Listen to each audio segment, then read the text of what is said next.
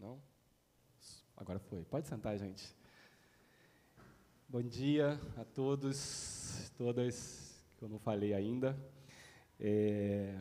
Eu queria dar uma palavra para a nossa igreja nessa manhã, nesse momento de culto, onde a gente vai entregar nossos dízimos e ofertas.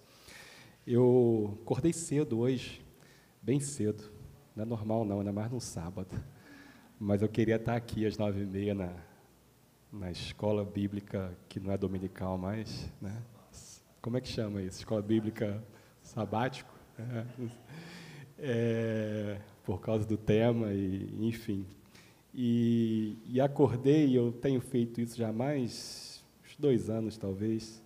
Eu uso esse aplicativo da Bíblia, o YouVersion, e aí tem sempre um versículo do dia.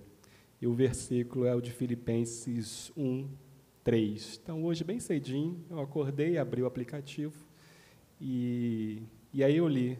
Aliás, aproveitando o microfone, recentemente eu virei produtor de conteúdo do YouVersion. Olha aqui, viu? E aí eu sei que tem vários corredores aqui, e aí eu fiz um plano de leitura lá de 5 dias, né, para quem corre 5 quilômetros aí. E aí vai sair agora dia 30, depois eu mando para vocês, né? Quem sabe abençoa. Mas não era sobre isso que eu ia falar, não, só aproveitei para fazer o marketing aqui. Mas o texto de hoje diz assim, Filipenses 1:3, dou graças ao meu Deus sempre que me lembro de vocês.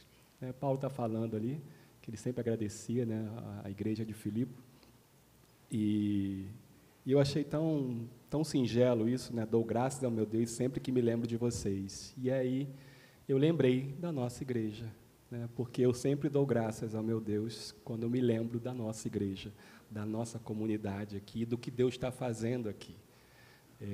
Eu estou aqui há 2 anos e pouquinho, né, desde essa retomada junto com o Valdemar, e cada vez que eu venho aqui eu sou muito edificado, sou muito abençoado. Para mim é muito nítido o Espírito de Deus agindo aqui, e eu tenho sido muito edificado através de vocês, através do que Deus está fazendo aqui. E há um ano e pouco atrás, a gente teve a assembleia, E aí me colocaram aí como vice-presidente da igreja, né, nesse desafio. E a gente tem tido, né, como diretoria, tem a Margarete aqui, o Ricardo, o Arthur não está aí hoje, né? Não. Como diretoria da igreja, a gente tem enfrentado muitos desafios, né? E um dos desafios é na questão financeira. A gente, por muito tempo aqui, a gente comunicou várias vezes aqui à igreja que durante a pandemia, né, a igreja fechada, nós atrasamos muito o condomínio do prédio aqui, mas aí foi feita uma renegociação da dívida, e aí por várias vezes a gente comunicou aqui à igreja que a gente estava pagando o atrasado e pagando o do mês, né? E isso vem acontecendo e continua acontecendo, graças a Deus. Mas tem sido sempre uma luta. E nos últimos 3 meses, pela dificuldade que a gente tem tido com esses pagamentos, não só do condomínio, mas tudo que envolve a estrutura da igreja, nós temos por 3 meses não falhado, mas não conseguindo cumprir no dia do pagamento o salário do nosso pastor. Então, a gente tem atrasado o salário do nosso pastor, o que envolve, claro, toda a dificuldade da família, né? Porque se você atrasa, né, se a gente atrasa o pagamento, as contas não atrasam, então há toda uma dificuldade. A gente retomou, né, esse tempo nosso como igreja, e o pastor generosamente veio, assumiu aqui, sem receber nada, e depois a gente foi melhorando e a gente se propôs, e a gente quer continuar fazendo isso e honrando com isso, né? Então, a gente, como diretoria da igreja, a gente conversou no sábado passado, e então, se houver necessidade, né, no próximo mês, a gente vai deixar de lado o condomínio para poder a gente conseguir manter e honrar no dia certinho o pagamento, não só do nosso pastor, como do nosso ministro de música, Arthur, e todas as demais atividades, né, os custos que envolvem tudo isso. A diretoria, né, especialmente Margarete e Ricardo, nessa área financeira, tem feito um trabalho extraordinário, né, e a gente analisando as contas da igreja, não há o que a gente diminuir de custo, não tem como, não tem o que tirar, né? O que a gente precisa é ter uma arrecadação maior para a gente conseguir honrar com os compromissos. Deus tem provido todas as coisas, acreditamos que vai continuar fazendo isso, mas temos desafios agora, que estão chegando ao final do ano, né? Então, dezembro tem 13º, tem todos os encargos, né, envolvidos. Janeiro, geralmente, é um mês que a arrecadação é mais baixa, por uma série de fatores. Enfim, então, a gente queria comunicar isso à igreja, e nesse tempo agora de culto, e isso é uma palavra para nós, como igreja, né, os membros daqui da igreja, nós vamos ter um tempo para dedicar nossos dízimos, nossas ofertas. Não queremos, de maneira alguma, constranger ninguém, nem que você faça isso, né, entregue seu dízimo, sua oferta, com qualquer pesar no coração, ou qualquer constrangimento. Pelo contrário, como a gente sempre tem falado aqui, o que a gente quer, porque é o que a Bíblia nos ensina, é para a gente dar com alegria, com generosidade, com fidelidade, e assim a gente vai proceder. Então, a gente vai continuar nesse culto, vamos continuar louvando ao Senhor, e se você, então, desejar, se assim você propôs no seu coração, você pode ofertar. Vocês têm aí atrás da cadeira, né, o Pix, tem também no telão, você pode trazer sua oferta no gasofilaço, mas faça isso com muita alegria, com gratidão no coração, mas a gente gostaria de dar essa palavra como uma forma de só mostrar, mas realmente nós celebramos ao Senhor, porque Deus tem nos sustentado, mas os desafios vão surgindo. Só um último comentário. Recentemente, né, o condomínio aqui, além do que a gente está pagando do atrasado, né, da época de pandemia e do atual, surgiu uma cota extra, né, que é um valor alto que a gente está tendo que pagar, e fomos informados essa manhã que as cadeiras ali de cima, muitas das cadeiras ali de cima da sala, tá cheia de cupim. Então a gente tem esse novo problema aí para resolver. Vocês lembram, há 2 anos atrás, eu acho que, né, a nossa igreja estava infestada de cupim. Então foi feito todo um trabalho, toda a reforma que foi feita na igreja, mas agora a gente descobriu que lá em cima também. Então são mais despesas que a gente vai tendo. Enfim, mostrando para a nossa igreja os nossos desafios, mas confiando realmente na bondade, na fidelidade do Senhor e na provisão dEle, como Ele tem sempre feito. Então, vamos cantar, vamos louvar, e se você desejar, faça isso com muito amor, com muita alegria, né? E que Deus continue nos abençoando. Amém?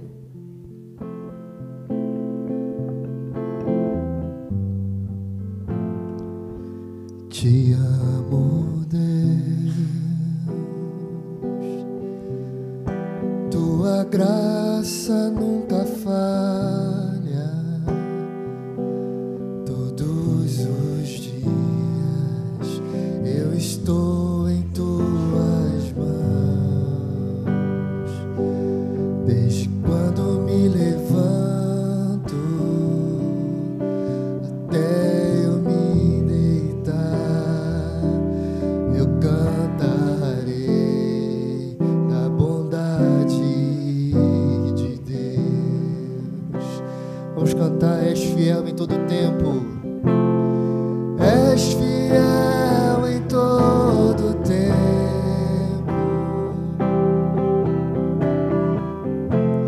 em todo tempo tu és tão bom,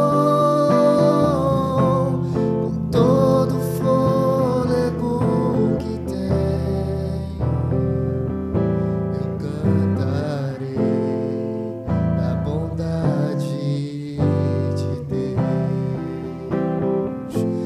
Tua doce voz que me guia em meio ao fogo, na escuridão, tua presença me conforta. Sei que és meu Pai, que amigo és. Eu vivo na bondade de Deus.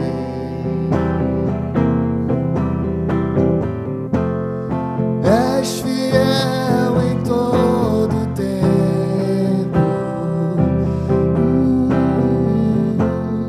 todo tempo tu és tão bom, com todo o fôlego que tenho, eu cantarei da bondade de Deus. Vamos cantar: és fiel em todo tempo, és fiel em todo tempo,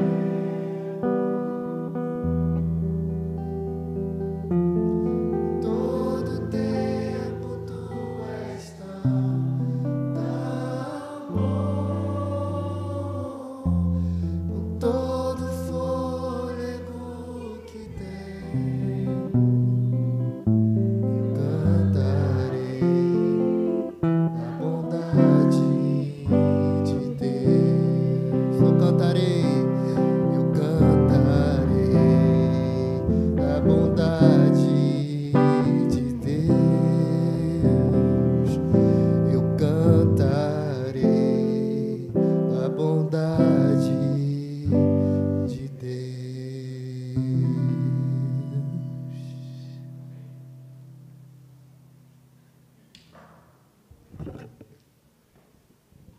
Amém?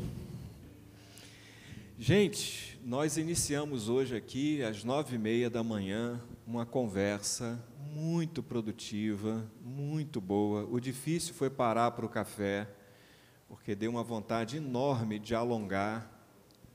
E nós conversamos sobre, o Ramiro vai colocar aqui a arte, cuidando da dor que grita em silêncio, fé, sofrimento e esperança. Quem preparou esse encontro e essa conversa para a gente foi o Aguinaldo e a Melissa. E por uma questão de força maior, eles não puderam estar conosco nessa manhã. Durante a semana, quando nós divulgamos essa conversa, algumas pessoas que não moram na cidade ou que estão distantes, não são aqui da igreja, pediram para que transmitíssemos e que deixássemos gravado.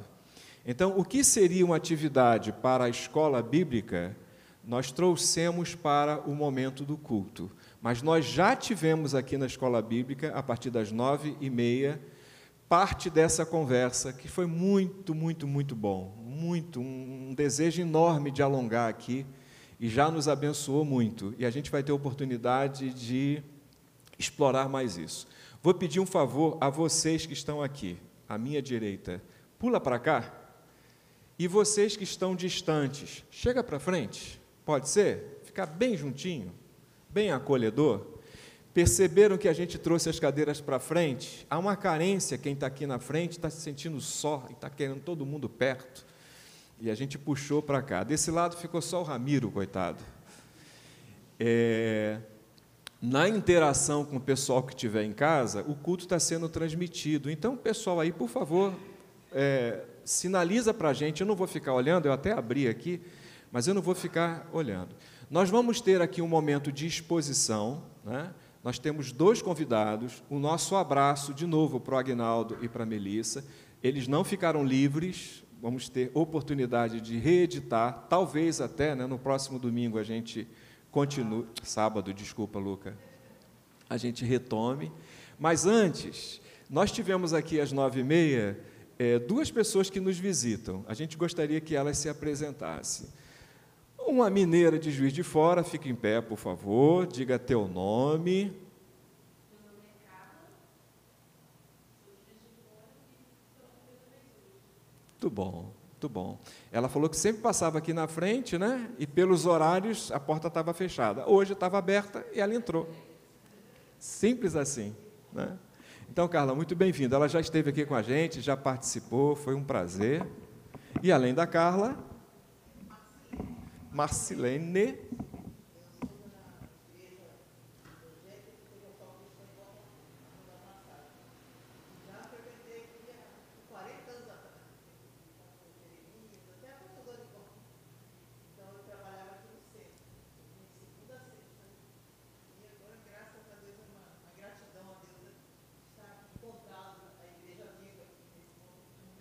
E ela veio pelo Facebook. Ela viu o tema anunciado no Facebook e veio conosco. Não é a primeira vez, né, Aline? Hã? Não é a primeira vez. Fica de pé. Não.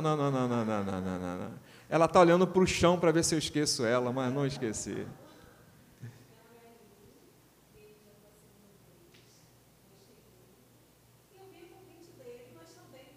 Tá bom, a gente entende.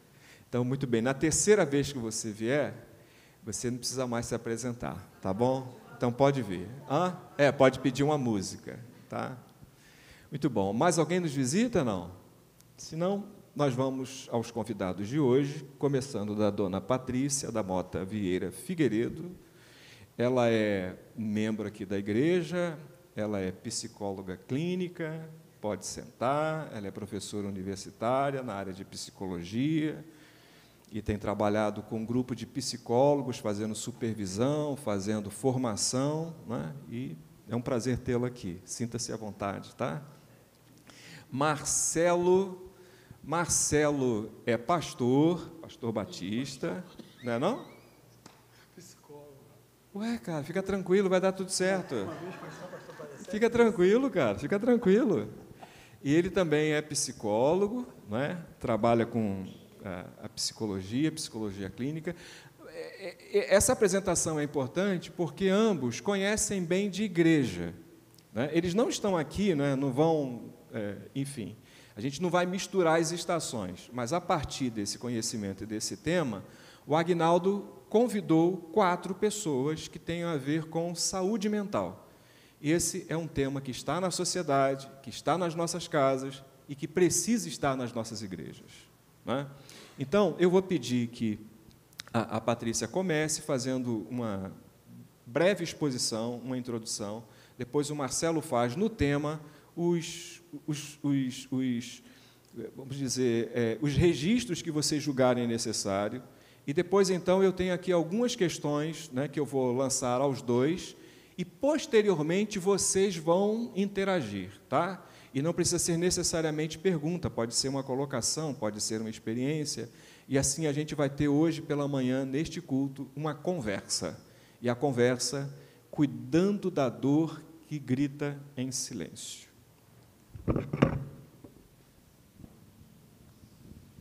Gente, bom dia.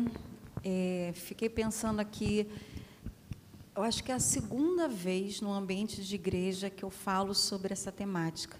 Então, a primeira vez já tem muitos anos, e não era direcionada, era mais ou menos sobre o que a gente vai falar agora. E é muito importante a gente compreender o ser humano como um todo. E a gente poder falar isso num ambiente de igreja é realmente um diferencial, porque a gente entende, como cristãos que somos, que a gente é um todo. Então, a gente tem as dores da alma, a gente tem as dores do espírito, a gente tem as dores fisiológicas, e a gente precisa, como corpo, né, como pessoas que somos, estar sempre tratando sobre todos esses assuntos. Então, que bom que a gente está abrindo, nesse primeiro momento, essa temática, para muito, como o Dema falou, para muitos outros momentos que a gente vai ter para falar sobre isso, porque é emergencial. Nós somos, conforme a gente introduziu aqui anteriormente, a nação mais ansiosa do mundo.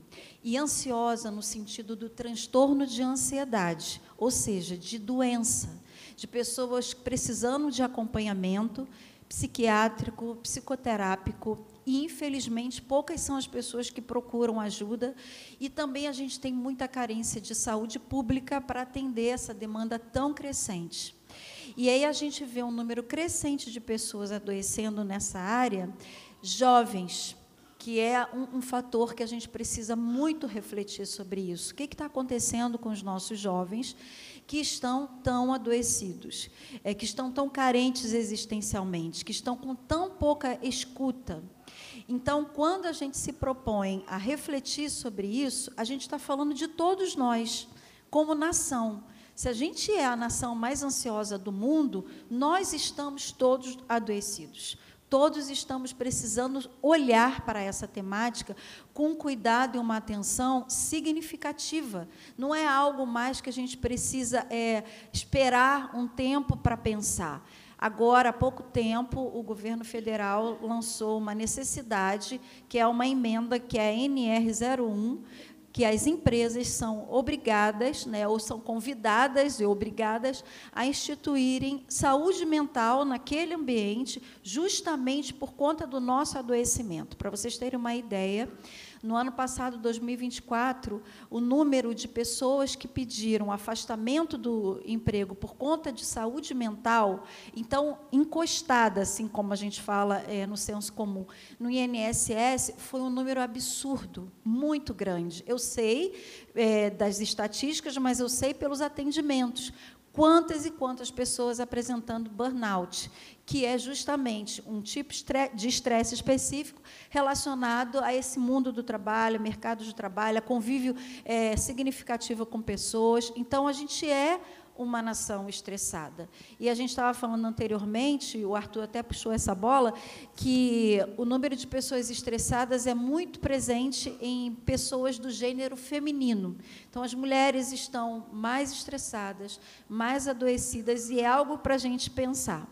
Além disso, como eu citei os jovens, a doutora Cecília Minaio, né, uma pesquisadora da Fiocruz, ela diz que a violência, por exemplo, no nosso país, tem cara e cor e gênero. A violência é masculina, na sua maioria das vezes, as pessoas que sofrem, por exemplo,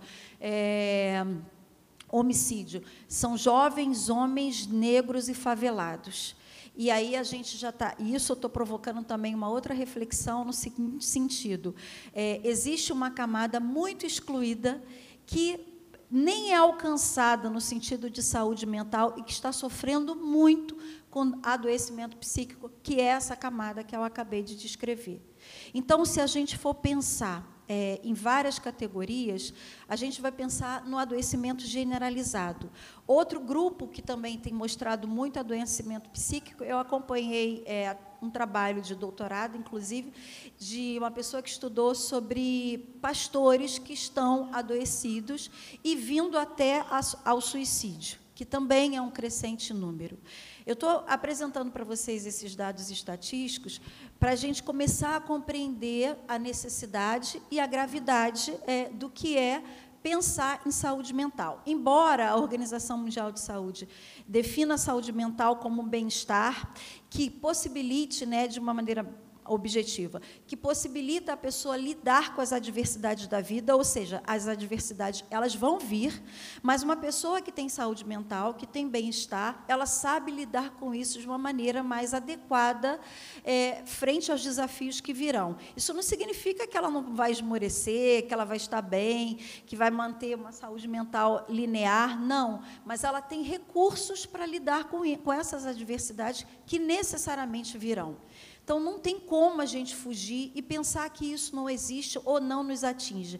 Ai, que bom que isso não está na minha casa, que bom que eu sou blindado pelo evangeliquez, aqui a gente pode falar disso. Não, não existe isso.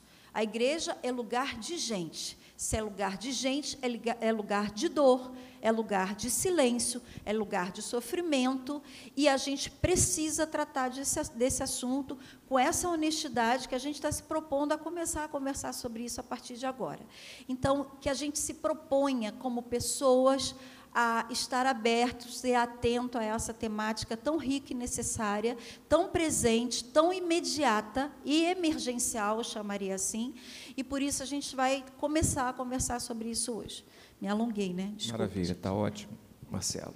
Então, eu sou Marcelo, para aqueles que não me conhecem, 20 anos antes da psicologia de ministério pastoral, e como falei aqui na partilha que tivemos, muito boa, no início, aquela partilha muito característica do NA, do AA, é assim que funciona. Eu já tive nesses grupos, onde cada um tem o seu momento ali, e o choro vem, a lágrima vem, uns conseguem falar, outros não. Então, foi muito bom, às 9h30 da manhã. E, devido a esses 20 anos de ministério, tive que desconstruir muita coisa para a psicologia entrar. Muito daquilo que achávamos, ou muitos colegas ainda acham até hoje, que é demônio, endemoniamento, nós começamos a olhar com outros olhos, começamos a olhar através e achar ali pessoas que estavam em sofrimento emocional, sofrimento mental. Então, falei, a Patrícia disse que é a segunda vez, eu consigo hoje esperançar, porque eu não sei, já passa da 10ª vez aí que eu estou em igreja falando sobre saúde mental, para jovens, para homens, Assembleia de Deus, comunidades, batista, igrejas neopentecostais, estou em todas elas. E a palavra que o irmão trouxe aqui no momento dos dízimos e ofertas, nos faz esperançar de que pode ter uma igreja que a gente olhe para ela e, como Paulo falou, me agrado de vocês. Pode existir essa igreja que consegue conversar saúde mental e espiritualidade. Consegue conversar fé e ciência. Consegue ter um olhar multidisciplinar, onde psicólogos, médicos, assistentes sociais, professores, líderes, pastores, conseguem caminhar juntos. Então, é possível esperançar que saúde mental e igreja podem, de fato, conversar, pode sair coisa boa daí, podemos criar algo prático. Teve uma igreja que eles me cederam um espaço, por exemplo, para atender às segundas-feiras lá, pessoas da igreja e da comunidade também, onde ela estava inserida, perto de uma comunidade. E quando eu vi a segunda-feira, eu já estava atendendo mais de 10, 20 pessoas. E aí eu tive que colocar na agenda também a terça-feira. E aí eu atendia segunda e terça-feira social, pessoas da igreja e casos os mais, né, estranhos aos nossos olhos, aos olhos até da própria psicologia, eram trazidos ali da comunidade, desde aquele que os bandidos levavam até lá. Psicólogo, ou você conversa com ele, ou nós vamos resolver lá em cima, depois vamos deixar o corpo aqui embaixo. Né? Essa é uma realidade nossa, do Rio de Janeiro. Então, lidar com isso agregou muito conhecimento, valor, um olhar humanizado para a Igreja de Cristo, né? E poder, nesse momento, esperançar. Tenho atendido também muitos colegas pastores, né? E tem sido de muita riqueza hoje ver pastores procurar ajuda, atendimento, né, psicológico, porque sempre foram colocados naquele lugar de infalível, força, aquele que não chora, aquele que não cai, aquele que tem que dar conta de tudo, né? E me chamou a atenção quando um dia, aqui no centro da cidade, na rua Uruguaiana ali, eu vim fazer um atendimento de emergência, saindo da Tijuca, porque um pastor, né, queria pular lá do 16º andar. E a primeira coisa que eu me fiz foi me colocar entre ele e a janela. Falei, se não for pela psicologia, né, eu vou agarrar ele, não vou deixar ele pular, não. Né? Mas era o quê? Era dor, humanidade, era perda, era luto. Então, vamos falar sobre. Maravilha. Marcelo, Patrícia e todos que estão aqui. Eu quero trazer a seguinte questão. Tem um verso bíblico que diz que a gente deve confessar os nossos pecados uns aos outros. Num senso de realismo, na condição de pastor comunitário, é preciso ter cuidado. O que fala e com quem fala. Não é? Essa provocação, pegando o texto fora do contexto, para provocar mesmo, a igreja pode ser um lugar de escuta sem julgamento? Podemos estimular para que as pessoas na igreja sejam ouvidas e não julgadas na condição do que elas têm para dizer, do que elas pensam, seja na expressão da dor, seja na expressão da culpa, ou qualquer outra coisa.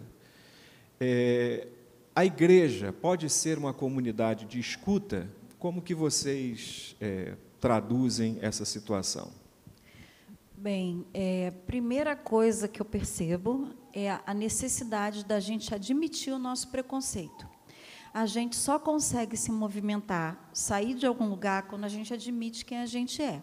Então, nós somos preconceituosos, a gente tem dificuldade de lidar com as diferenças, a gente não sabe lidar com algumas coisas, e quando a gente se vê diante desses desafios, a primeira coisa a fazer é a gente admitir esse limite. Nós somos preconceituosos.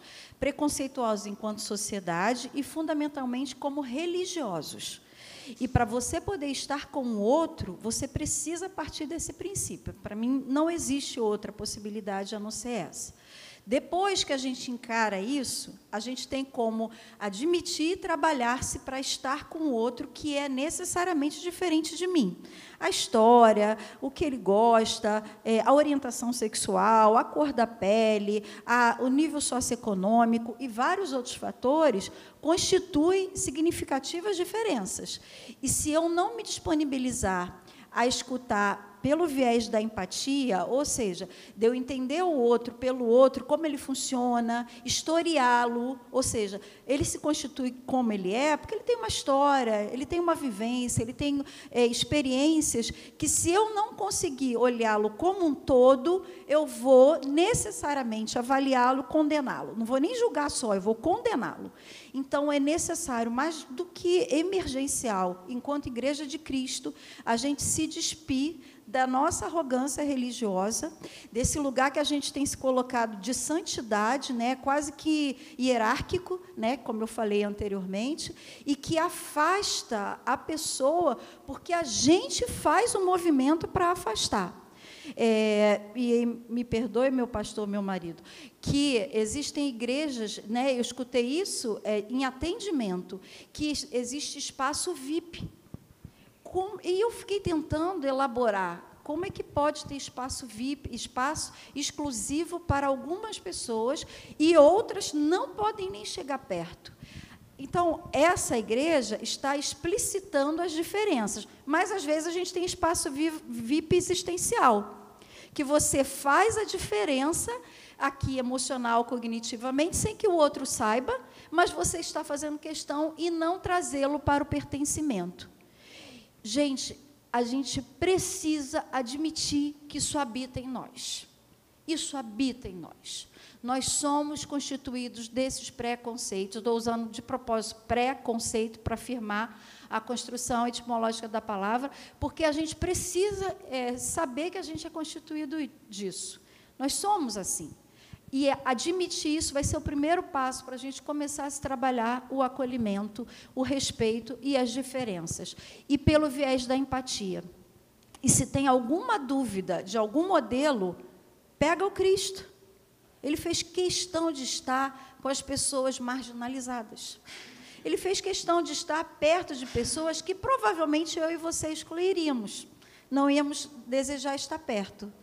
Então, às vezes, a gente olha pelo estereótipo, pelo tipo de roupa, pela orientação sexual, e aí a gente não quer se aproximar. Mas o Cristo, ele fez questão de estar perto dessas pessoas.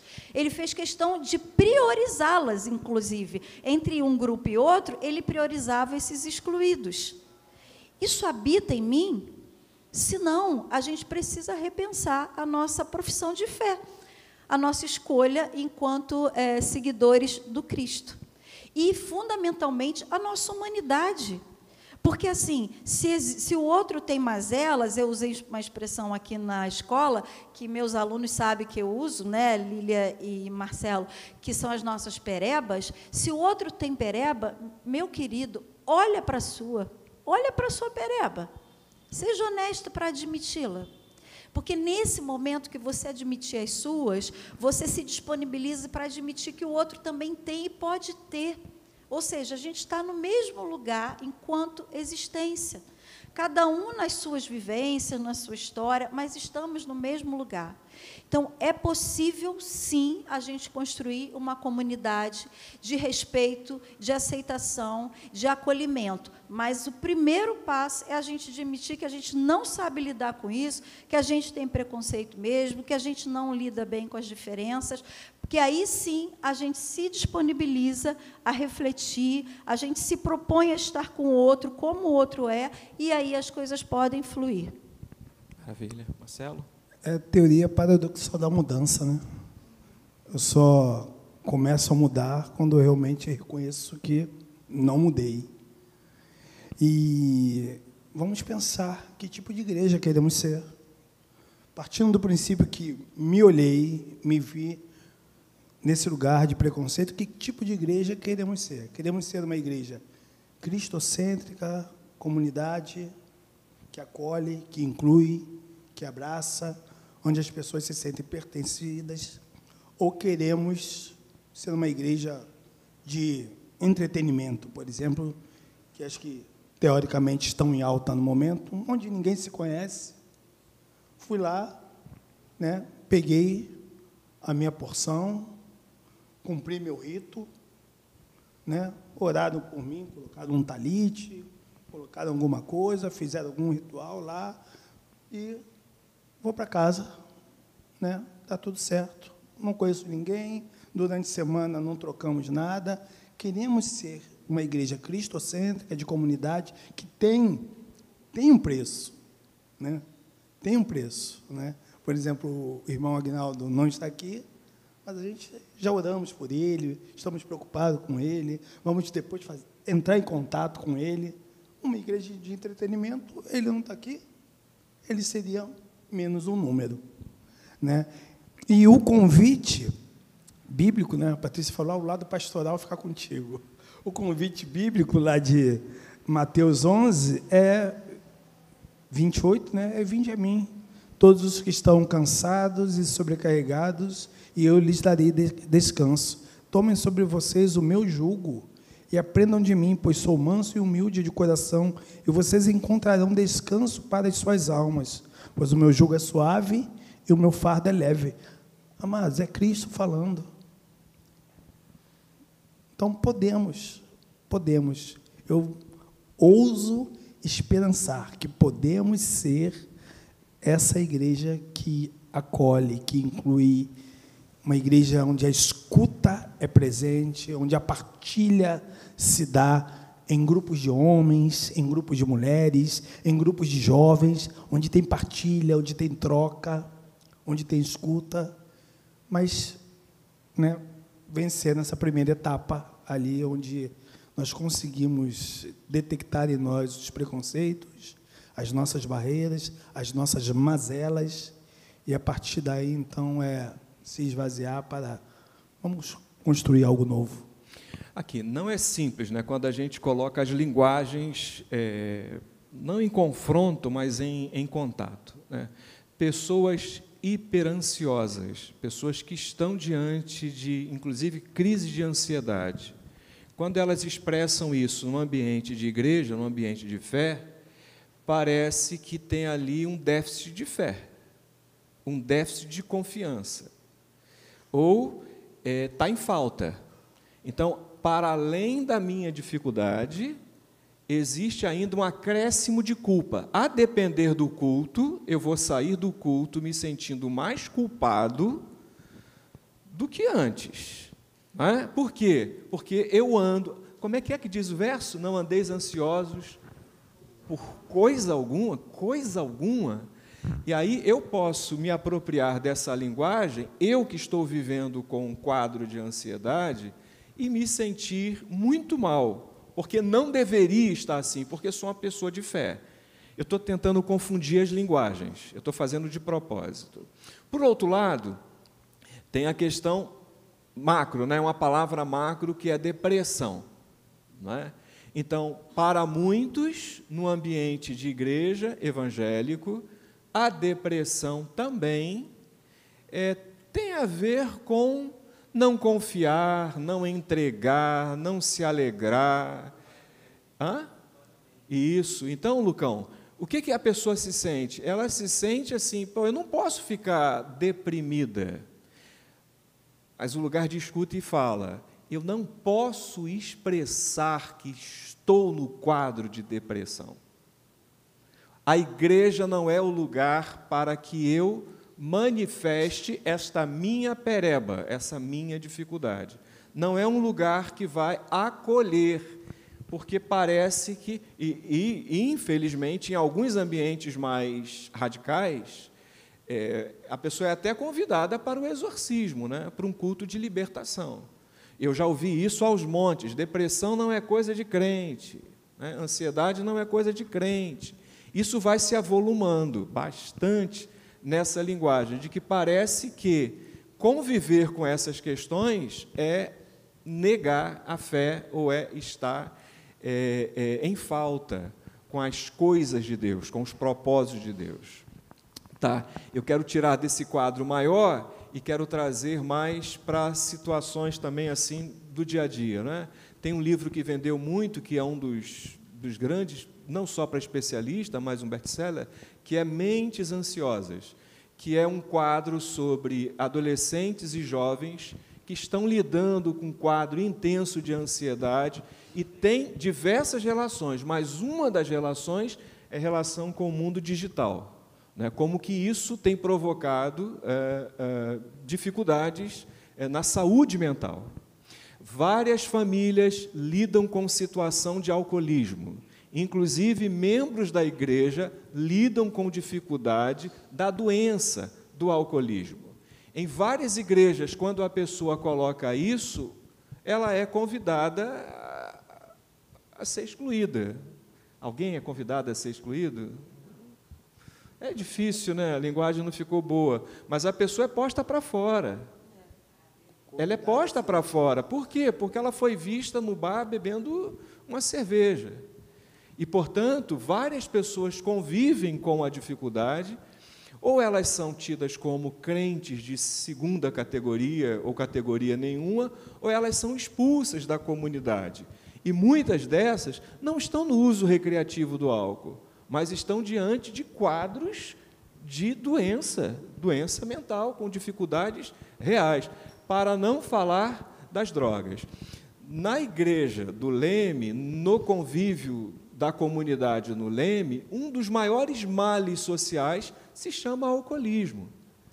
E, geralmente, as pessoas ficam pensando que tem a ver com cocaína, com maconha, com drogas, com o consumo dessas drogas, que tem a ver, né, com porção significativa de adoecimento de uma sociedade. Todos nós estamos convivendo com isso. Mães que estão chorando pelos seus filhos. Hoje nós ouvimos aqui uma palavra de uma irmã dizendo que o grupo que ela participa, de apoio, de escuta, antigamente ouvia-se as mães orando não, né, porque o grupo é plural e é secular, mas chorando e pedindo pelos seus filhos. Mas agora já se ouve as avós pedindo pelos seus netos, dizendo que o uso abusivo, né, seja do álcool, seja das drogas, ou das medicações múltiplas, acho que o Marcelo e Patrícia podem nos ajudar, isso está se alarmando e está num volume na sociedade bastante grande. Mas sabe uma coisa que eu aprendi que é muito bacana? Isso está na sociedade, isso está na família, mas isso não acontece na igreja. Amém? Nós estamos imunes como igreja. Entrou na igreja, tudo resolvido. Depois de 2 louvores arrepiantes, está tudo resolvido. Bem, deixo para vocês, só estou dando uma problematizada. Olha, tem um livro que foi lançado acho que uns 2, 3 anos, que chama-se Nação Dopamina. A autora, que é uma psiquiatra, ela começa a apresentar vários adoecimentos, mas num viés bem diferenciado. O que ela quis dizer? A gente é uma nação que está tentando dar conta de viver. Então, cada um vai usar o seu recurso. Então, tem gente hoje usando o álcool como recurso, tem hoje pessoas que consomem muitas mídias sociais como recurso, tem gente que consome o sexo, a comida, a compra, e que são manejos para a pessoa lidar com a dor. Como ela não consegue, a medicação, a droga, como ela não consegue lidar com a dor, ela usa manejos para dar suporte para ela lidar com a dor. E aí, de novo, leva a gente a refletir quando a gente olha o fenômeno e não consegue entendê-lo como um todo. Porque se eu olho aquela pessoa alcoolista e vejo, ela é uma alcoolista, e aí, pronto, não quer nada com a vida, não tem nenhuma perspectiva, não quis saber da família, eu não consigo entender quem ela é como um todo. Então, a minha provocação na reflexão nesse momento é no seguinte sentido: se a gente está vivendo num mundo de sofrimento, e Brasil, um sofrimento muito significativo, né, de muitas polarizações, inclusive, as pessoas estão buscando recursos para dar conta disso. Então, elas vão buscando aquilo que está acessível. Então, o jovem consumindo absurdamente as redes sociais e o celular, seja lá o que for. As pessoas mais velhas, às vezes, como eu falei, usando medicação de uma maneira abusiva, sem ter um controle, um acompanhamento. Existem várias farmácias aqui no Rio de Janeiro, por exemplo, que vendem remédios de tarja preta e que vende, você liga para lá, ela entrega na sua casa. Então, é fácil ter acesso a isso. Só que, antes da gente condenar, a gente tem que entender o que está levando a pessoa a buscar esses recursos. tentando dar conta da dor, gente. É a nossa temática, tentando dar conta. No silêncio, às vezes escondida, né, com vergonha do outro, ela está usando desses recursos, porque ela não está conseguindo lidar com aquilo que ela está vivendo, com as pressões, às vezes problemas gravíssimos financeiros, de saúde, de desemprego. Então, são questões sociais, socioeconômica e outras tantas que levam a pessoa a buscar uma resposta. Ela está tentando se aliviar. Ela não está, então ela faz isso porque ela não tem vergonha na cara, né? Não é isso, ela está tentando dar conta.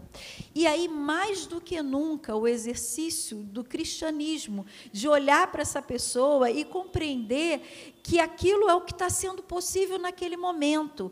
E vou escandalizar vocês. Não pode. Espera aí, devagar. Vai lendo. Eu fui chamada aqui, então estou livre. Você pode... Quando você lida com uma pessoa, que seu irmão, que você está percebendo, nossa, estou sentindo um cheiro de bebida muito grande, acho que essa pessoa está usando isso. Ao invés da gente condená-lo, né, na sua santidade absoluta, assim, com asas que a gente tem, olha e contextualiza. Coloca a sua escuta, né, disponível para entender o porquê dessa pessoa estar buscando esse recurso. O porquê que ela está sendo levada para isso? Por que o jovem passa tanto tempo, né? Lá em casa a gente fica constantemente buscando alguma maneira desses meninos estarem envolvidos em atividade física, em chamar para a sala, em conversar, mesmo com as nossas limitações, né? Porque a gente sabe o quanto é importante ficar perto, ficar junto, entender o que está se passando, por que está precisando tanto desse recurso, o que será que a gente precisa fazer. E nós, como pessoas, adultos também, que estamos buscando outros recursos, por que a gente está buscando coisas e não pessoas, por exemplo? Por que a gente precisa de elementos externos e não parcerias de humanos para a gente dar conta dessas nossas dores, que elas estão existindo, que não tem como a gente negar? Então, se você vê alguém vivendo essas experiências, ao invés de você condená-la, tenta entender o que está levando ela a fazer isso. Eu aconselho a lerem esse livro. Ela vai até por um viés diferente daquilo que eu aplico na minha clínica, mas é a gente compreender o que está levando a pessoa a sermos uma nação globalizada, e não é só Brasil, né? Dopaminada. O que está levando a gente querendo esse prazer imediato, efêmero, constante? Quais são os recursos que está... O desempenho também, não é? Oi? O entorpecimento para o desempenho, né? E isso, assim, as pessoas, por exemplo, ontem eu estava falando disso, meus alunos na sala de aula falando disso. Professor, eu conheço um monte de gente que usa Venvance, Ritalina para fazer concurso, então precisa ali ficar super atento, né, porque trabalha muito a questão da atenção, e está usando esse recurso. Então, a coisa do desempenho, o jovem usando o Viagra para poder ter desempenho sexual. Então, a gente hoje é o tempo todo, né? E aí você pensa, a menina que olha ali, a adolescente que está vendo na internet o corpo padrão, e que ela não tem aquele corpo, aquela beleza, aquele cabelo, aquela influencer, que não adianta a gente dizer, não, isso não me influencia sim, sem nem que você perceba. E está ali dizendo, ditando várias regras, e a gente está literalmente consumindo. Está engolindo aquilo. Imagine um jovem, um adolescente que não tem, de repente, um senso crítico de uma pessoa adulta. Então, aquilo vai passando a ser verdade absoluta e eu não tenho nada disso. A minha autoestima vai ficando completamente comprometida porque eu não tenho isso tudo que essas pessoas têm. Então, é preciso contextualizar esse mundo, essa realidade que a gente está vivendo. Fora, vou parar, fora os transtornos psiquiátricos, como crescer os transtornos psiquiátricos. Por outro lado, é uma realidade o crescimento dos transtornos psiquiátricos. Por outro lado, também o crescimento de laudos e mais laudos, e diagnósticos e mais diagnósticos pervertidos, que não dizem respeito. Tem muita gente ganhando dinheiro com isso, posso falar, porque é da minha profissão, porque vai saindo um monte de diagnóstico, um monte de laudo, e as pessoas se medicando. Ou seja, para além de tudo isso, tem uma indústria nojenta, corrupta, que leva as pessoas a quererem consumir, a estar presa nisso. Então, gente, é sistêmico, são várias coisas acontecendo acontecendo ao mesmo tempo, e o mínimo que a gente precisa fazer é trazer à tona essa discussão, para a gente estar atento, que isso atinja a gente, atinja a nossa casa, atinja a nossa vida, né? Passando para o Marcelo, mas assim, no quadro que a Patrícia aponta, eu fico aqui como pastor pensando, né? A necessidade de uma igreja humanizada, a necessidade de uma igreja que não esteja refém do desempenho, a necessidade de uma igreja onde a frase Deus odeia o pecado e ama o pecador sofra as suas inflexões necessárias, porque tem pessoas que não conseguem se apartar da sua condição. Então, quando eu digo que eu odeio isso nela, ela entende que eu a odeio. E quando a gente troca essa palavra do ódio pela escuta, ainda que eu não tenha nada o que fazer, mas eu posso acolher, abraçar, silenciar, respeitar, dizer o quanto que a gente está perto, o quanto que a gente sente muito, ou o quanto que a gente tem outras mazelas que não aquela. Gente, isso é tão raro, e eu fico pensando que, será que hoje em dia uma igreja assim é viável? Uma igreja assim é viável? Essa igreja nós queremos? Nós estaríamos dispostos a pagar o preço para sermos assim? A gente vai se sentir bem estando entre pessoas que não estão dissimulando, mas estão demonstrando necessidades as mais diversas, a multiplicidade de potencial, mas também de perebas entre nós? Ou eu, enquanto pastor, vou fazer uma peneira e vou determinar quem é digno de pisar aqui no altar, porque algumas pessoas não são dignas. Gente, quem é que deu a quem quer que seja esse tipo de poder? E certamente quem está fazendo esse tipo de seleção não se olha e não se vê, não é? Porque não é possível. Então, apenas uma questão aqui eclesiástica: como que é necessário hoje, né, Marcelo, remar contra a maré? Como hoje é necessário ter coragem para ser autêntico e para ser uma igreja de gente, não uma igreja idealizada, de anjos, de gente com múltiplas qualidades e nenhuma deficiência, nenhuma dificuldade. Eu não sei se isso funciona para o marketing, né, em que só o testemunho de grandes feitos, grandes vitórias, atos heróicos, mas dificilmente depoimentos e testemunhos de fragilidade, de necessidade, de pedido de ajuda. Eu não sei se, assim, eu não sei mesmo, eu estou falando com vocês porque eu não sei mesmo, eu não sei se isso é viável, eu não sei se isso é viável, eu não sei se o texto de Naamã, de tirar toda aquela roupa de herói e se mostrar leproso, funciona hoje na vida de uma igreja. A experiência tem mostrado que, em termos quantitativo, financeiro, não dá muito certo não, tá? Tem toda uma postura a assumir como igreja para alavancar o mercado. Mas eu não sei se a gente quer ser igreja de mercado ou igreja de gente, né? Desculpa o desabafo. Foi mal, Marcelo? Foi mal, desculpa. Essa igreja humanizada, eu acho que vai passar por uma... Foi o Ed René que falou, né, sobre uma releitura, que foi mal interpretado, né? Lá vem ele, cara. Está tudo quieto por enquanto. Vai passar por uma releitura disso aqui, ó, uma releitura humanizada, uma releitura sem recorte. Porque se... Vamos pensar. O maior profeta de Israel, Elias. Após o evento com Jezabel ali, os profetas, tal, ele vai, se recolhe num canto. Deprimido. Ó, já deu o diagnóstico. Nem terminei. Elias, depressão. Elias. Jesus, no Getsemane, chorando, como gotas de sangue. Angustiado. Angústia, aquele aperto no peito. Jesus sentindo aquele aperto, aquele nó.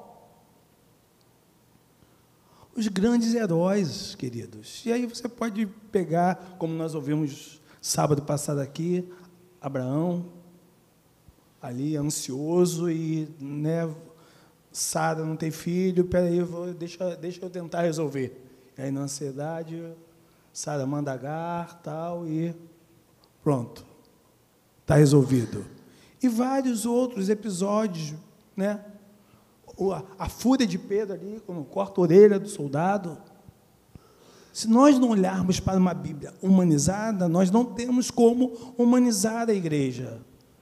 Né? Aí pensa você aí, como eu penso aqui, qual a sua mazela? Né? De repente, para quando a gente abrir aqui, né?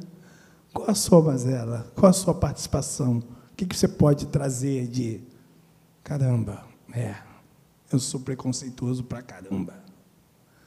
Então, uma igreja humanizada passa por olhar a Bíblia sem fazer os recortes, olhar ela como ela se descreve para nós, como Cristo se apresenta para nós.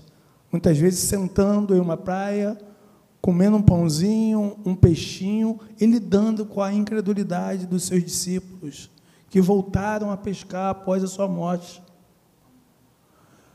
É Cristo com 2 discípulos no caminho de Emaús, que também, olha, o mestre se foi, morreu, tal, não está mais entre nós, e os caras desolados, desanimados, e aí, no partir do pão, por isso a igreja é esse lugar de convite, de chamar à mesa, no partir do pão, os olhos se abrem, que nossos olhos se abram no partir do pão, que nós comecemos a repartir o pão, que nós comecemos a ouvir, a abraçar a angústia do outro, a humanidade do outro, que nós venhamos a acolher a nossa própria humanidade.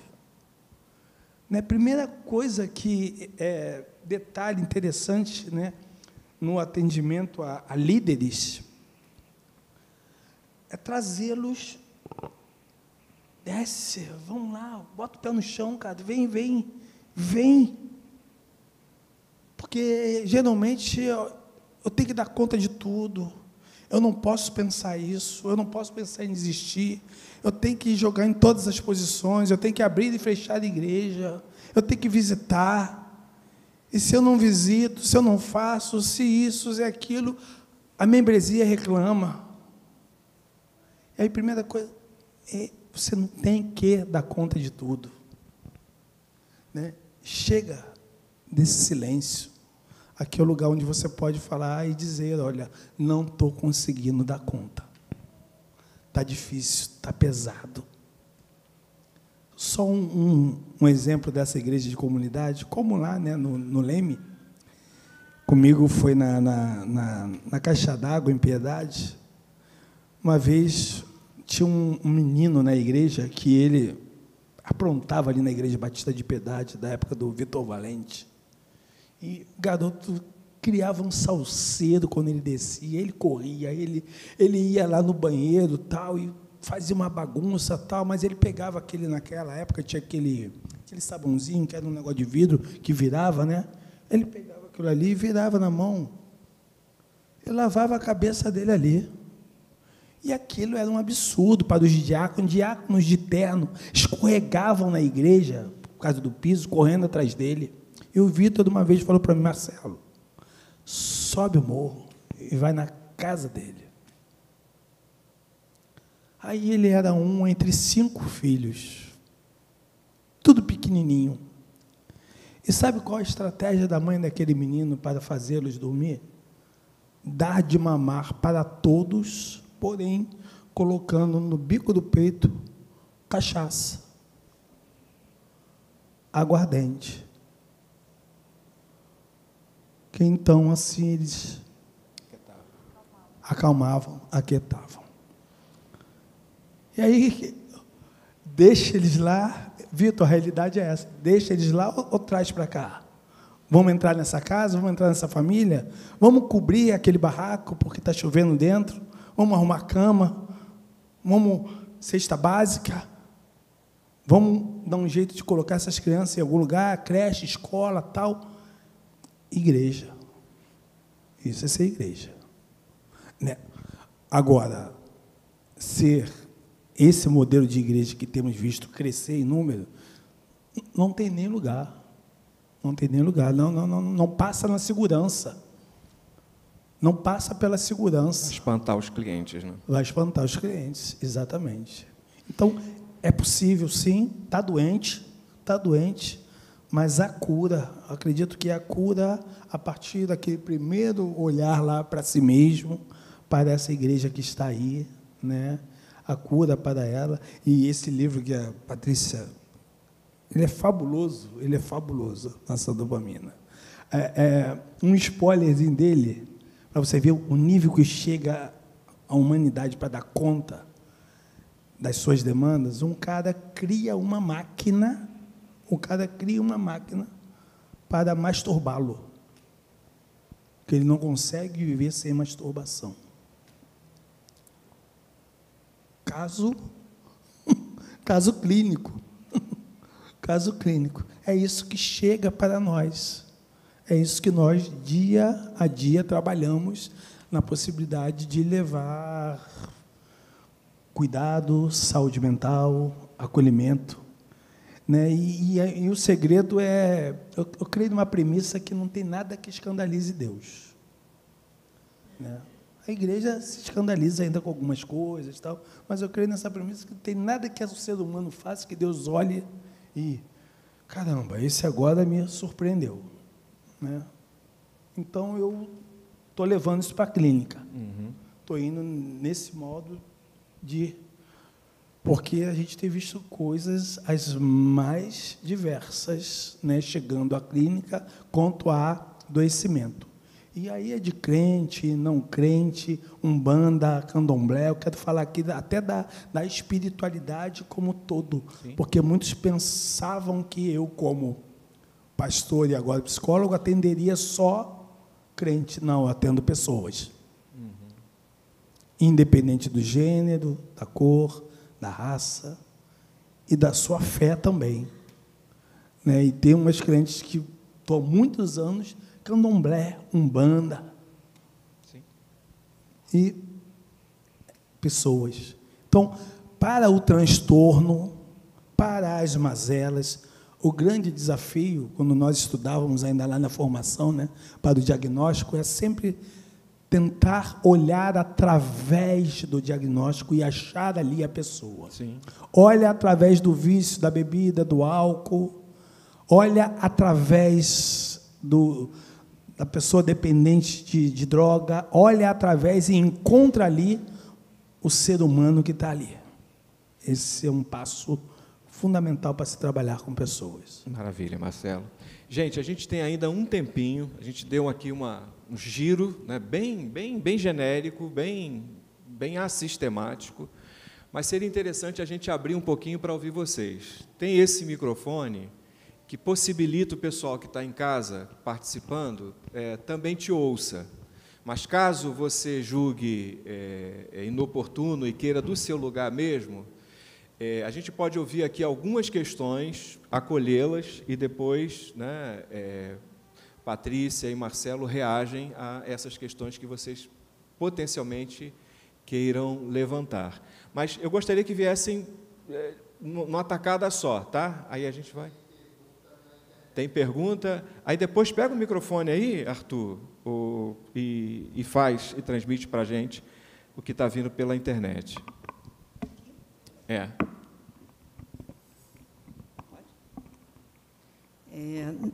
Som.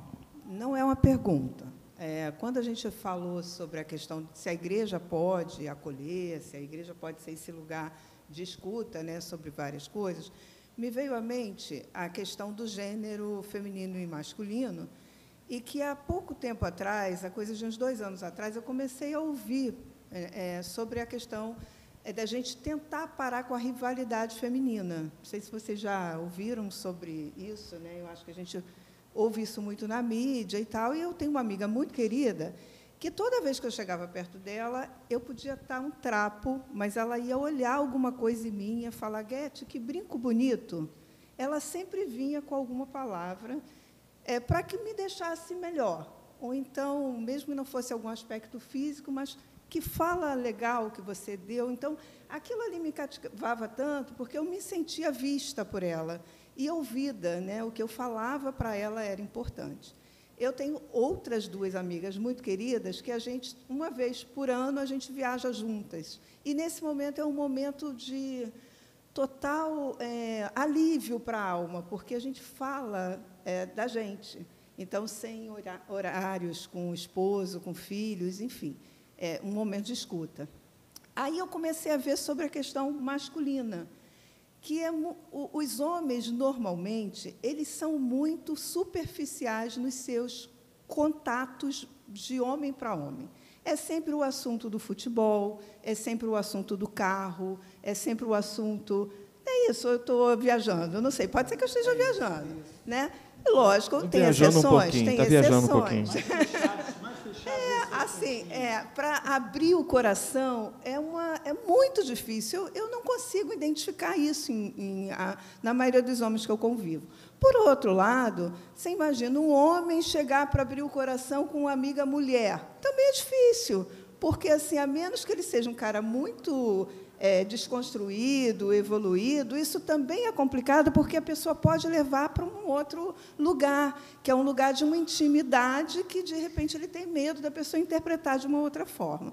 Então, assim, a minha provocação aqui é o seguinte: mulheres, né, vamos continuar tentando nessa questão de deixar um pouquinho a rivalidade, ou totalmente a rivalidade, e abrir um pouco mais o coração, né, umas para as outras. E homens, façam um exercício de falar, né? Não é nem unidos vocês são, né? Unidos eu vejo que os homens normalmente são. É difícil a gente identificar uma rivalidade masculina, né? Isso era uma coisa mais, né? Mas, assim, falar do profundo da alma não é um exercício fácil, não é para todo mundo, mas é possível para alguns mais próximos, né? E viver nessa solidão de você não poder se expor é muito pesado e é muito difícil, e eu acho que isso provoca doenças. Sem dúvida. Né? Então, era essa a minha contribuição, enfim, espero ter conseguido falar o que eu queria falar. E de prático, talvez seja criar esse lugar, esse espaço, onde homens, né, podem estimular, falar, ser estimulados a fazer aquela partilha que fizemos aqui no início. Que, com certeza, por experiência, eu já tive reunião de homens, onde estão só homens, né, muitos conseguem, sim, colocar a pereba, né, a pereba, sair da superficialidade e se abrir e se colocar. Mas é um desafio, porque homens tendem, sim. Eu vejo na clínica também, tem homem que na clínica só entra em terapia depois de 1 ano, quase 2 anos. Até então, ele ficou só ali na superficialidade. Marcelo já correu para responder, ele não aguentou, foi mais forte do que ele. Mais questões. Margarete trouxe uma, que, na verdade, ela já se expôs, né? Mas eu acho que podem existir outras, a gente ouve e depois vocês reagem ao modo de vocês. Orlando, e já vem aqui quem vai falar depois, para dar uma adiantada. Arthur vai trazer as questões da internet, vamos lá. Enquanto vocês falavam, né, dessa questão, sobretudo do adoecimento, e aí eu vou fazer um recorte da igreja, dentro da igreja, né, eu me lembrei de um outro, embora não seja científico, um livro científico, mas o José Saramago, ele faz uma análise da sociedade adoecida, né, ensaio sobre a cegueira, né, e ali a gente vê claramente, né, a escolha, né, de um grupo que deseja ajudar, né, a todo mundo se ajudar, cooperar, de maneira que todos cegos naquela ala ali, mas conseguem se alimentar, conseguem fazer as necessidades mais básicas, né, e tal. E o outro grupo, que é cada um por si, né, onde até as necessidades fazem perto da cama e por fim, resolve até tirar proveito do outro grupo, né? Mesmo estando adoecido, com a mesma doença, com as mesmas perebas, mas subjugar o outro grupo, né? Então, eu acho que está na hora mesmo da gente, né, acordar para esse detalhe. Né? Sem dúvida.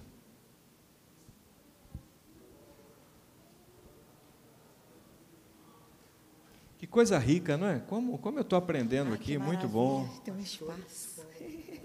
Diga teu nome. Sim, meu nome é Lília, eu sou pastora, eu sou psicóloga clínica também, fui aluna da Patrícia, Marcelo é meu amigo, nós tínhamos lá um grupo de supervisão, que eu estou sentindo muita falta, não estou conseguindo tempo para estar junto com eles, e de uma forma assim, bem provocativa mesmo, e a grosso modo, o termo que nós estamos usando aqui nessa manhã, algumas vezes, repetidas vezes, humanismo.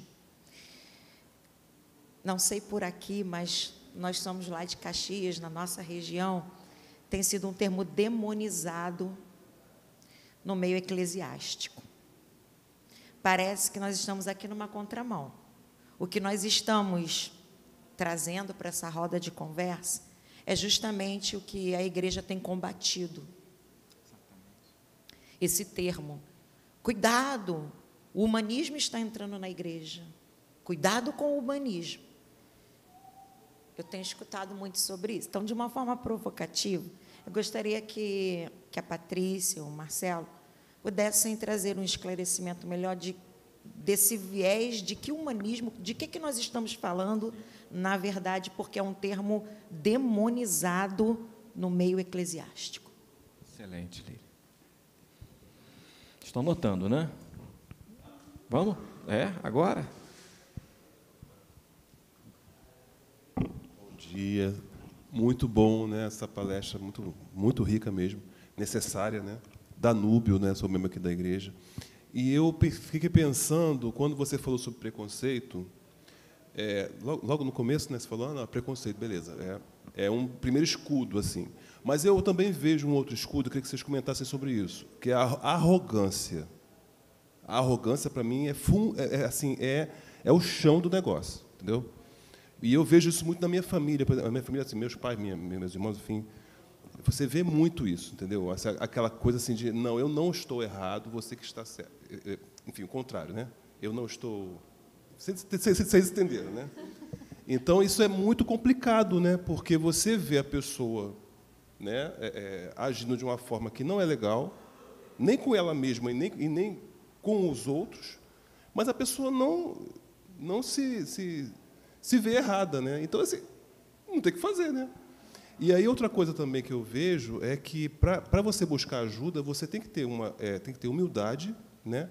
E tem que ter muita coragem também, né? Porque, né, foi falado aqui que nem todo mundo tem essa coragem, né? E é uma questão corajosa e buscar saúde também. Então você tem que ter um pouco de saúde ali para poder, eu vou buscar ser mais saudável, né? Porque se você tem um pouco de saúde você busca saúde, né? Queria que vocês comentassem um pouco sobre essas questões. Maravilha. Tá? Muito bom. Theo.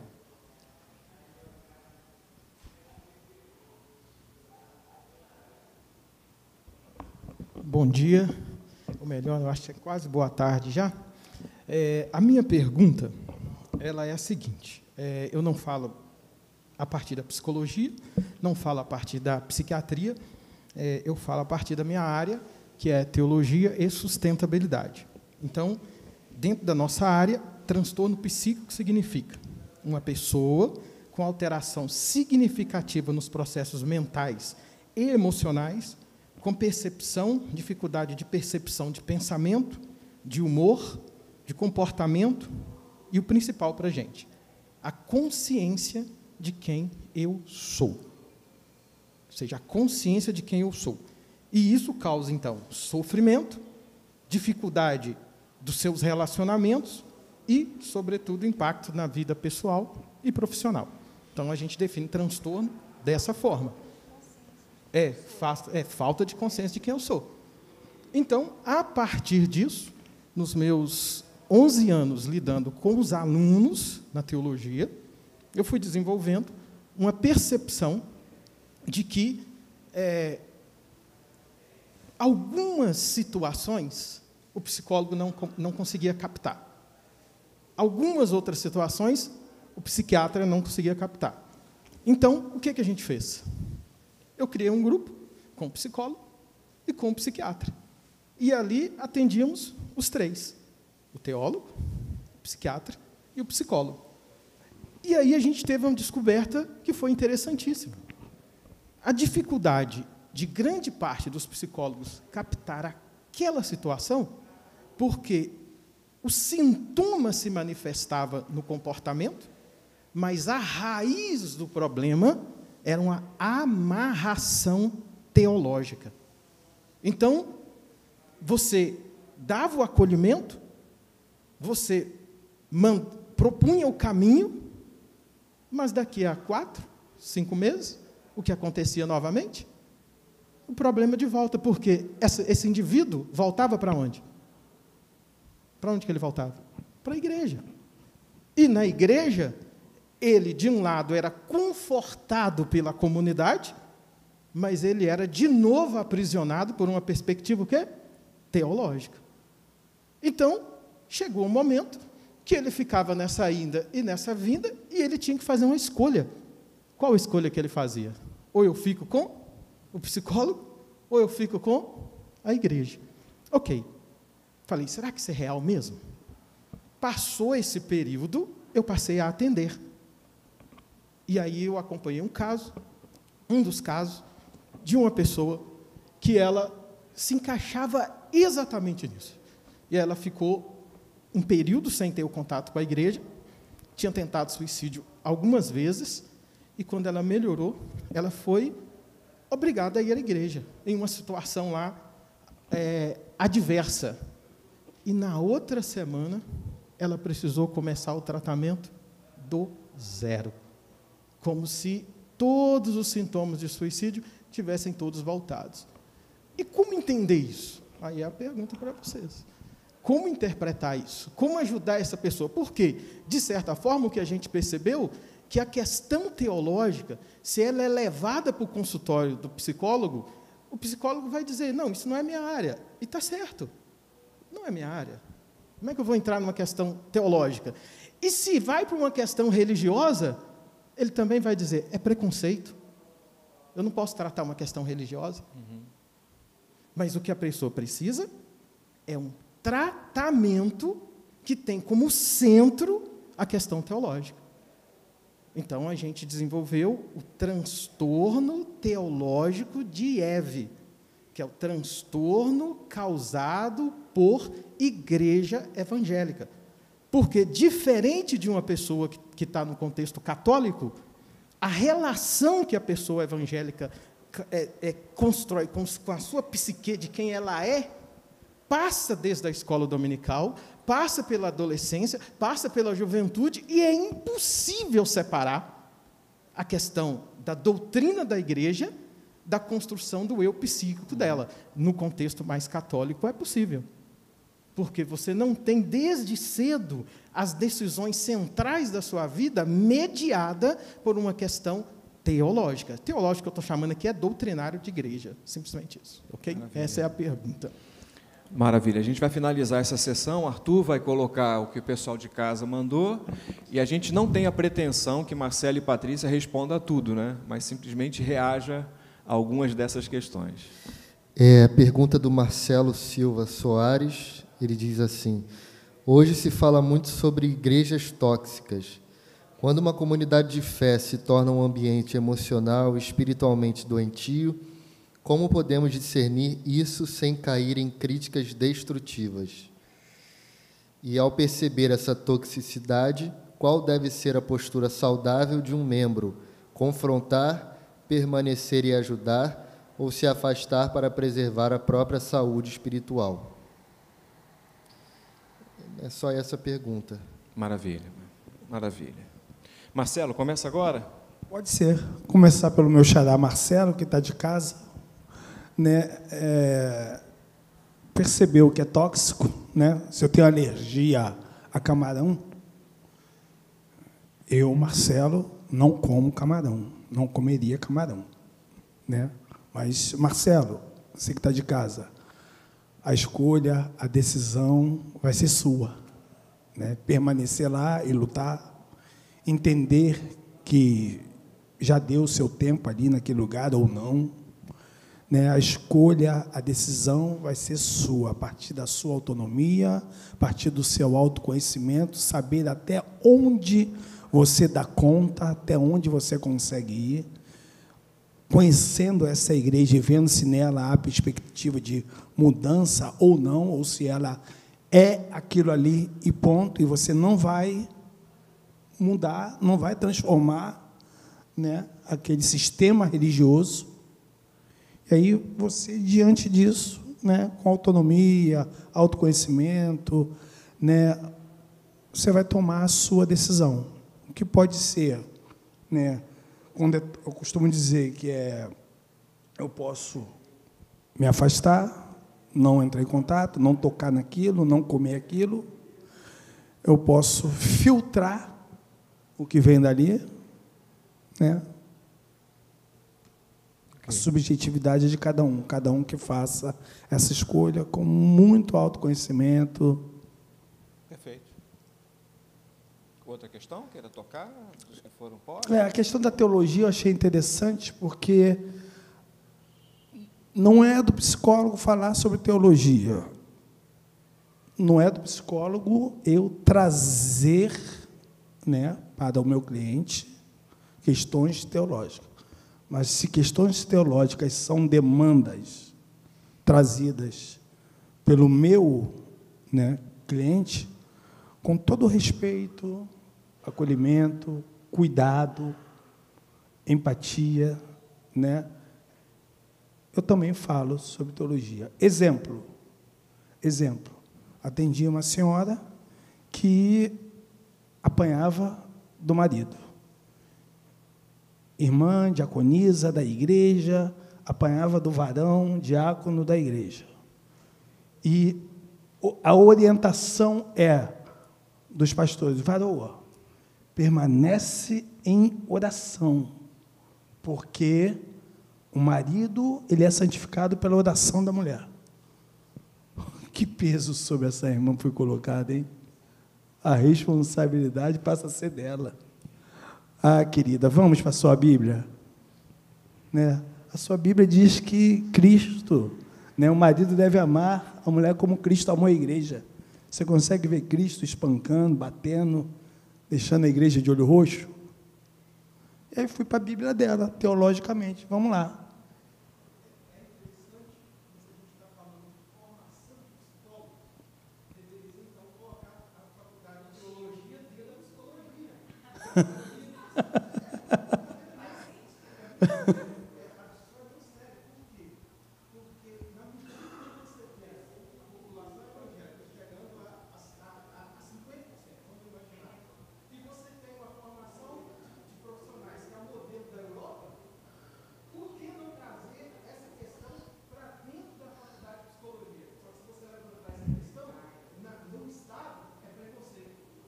Mas vai chegar também questões, por exemplo, de uma cliente trouxe esses dias, né, uma religião de matriz africana que ela, para entrar, apaziguar o santo, a entidade que ela tem, ela teria que pagar em torno de R$24 mil para botar roupa, comida, tudo, e sim, uma questão também. Eu acho que tem duas questões, né? Eu acho que tem a questão do exagero, né? Do tornar a vida cheia de compartimentos estanques e sem portas e sem janelas, mas eu acho que no contexto brasileiro, Delambre, também tem uma recente invasão de religiosos fazendo uso da linguagem científica, e não são poucos.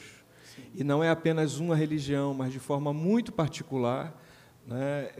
A pessoa, Marcelo aqui, Patrícia, você sabe do que eu vou falar melhor, né? Elas não apenas apresentam seu serviço como psicólogo, mas coloca, né, o acréscimo de que tem formação teológica, de que é uma psicologia cristã, e por aí vai, né? Então, é uma inapropriada utilização de um saber como propaganda, e se fosse só propaganda, já seria grave, mas o fato é o que acontece ali, inclusive como abuso religioso sobre o tratamento é de alguma coisa hoje que a gente não pode, assim, a gente não pode imaginar as mazelas trazidas hoje sob o argumento de que é perspectiva, né? Porque, na verdade, não tem nada ali de ciência, é apenas o uso inapropriado. Tem os dois extremos. Aham.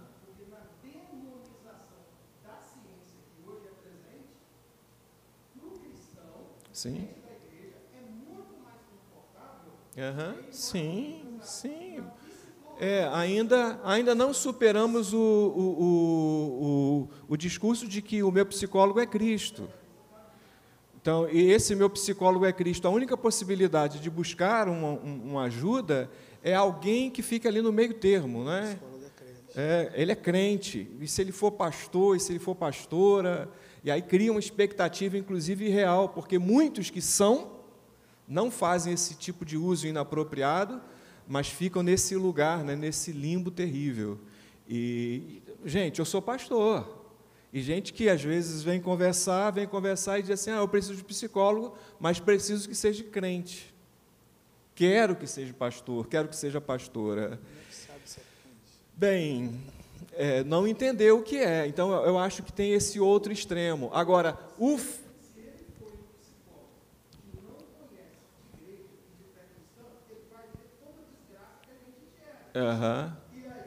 isso.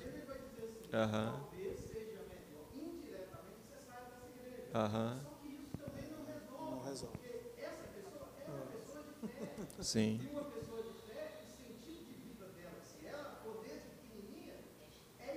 Sim, sem dúvida, sem dúvida. Sim.